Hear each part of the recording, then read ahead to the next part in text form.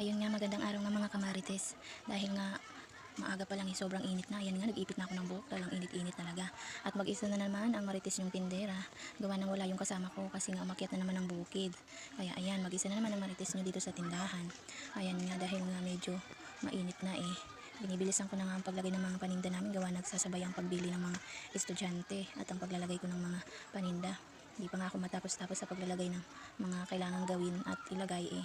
Marami nang bumibili agad. Ayan nga, kung mapapansin nyo, maraming bumibili mga estudyante. Kaya ayan ang marites yung tindera. Binibentahan muna bago ako mag-umpisa ulit maglagay ng mga kailangan kong ilagay. At dahil nga marami ng estudyante eh, nagdadagsahan na rin ang mga bumibili dito sa tindahan namin.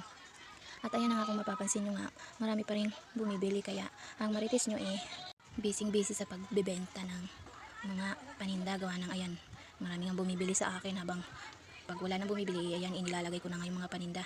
Binibilisan ko nga gawa ng hindi ako matapos-tapos dahil nga maraming bumibili. Dahil nga mag-isa lang ang marites yung tindera dito sa tindahan. Ay ayan, kaya pagod na naman ang marites nyo. Marami pang aayusin at lilinisin ng marites nyo. Gawa ng mag-isa nga lang ang marites nyo.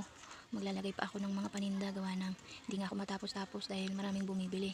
Kaya kapag walang bumibili, ayan nga, binibilisan ko ang paglalagay ng mga kailangan kong gawin. Dahil para matapos na ako at nakakapagod din. Para mamaya wala nang gagawin ng marites nyo.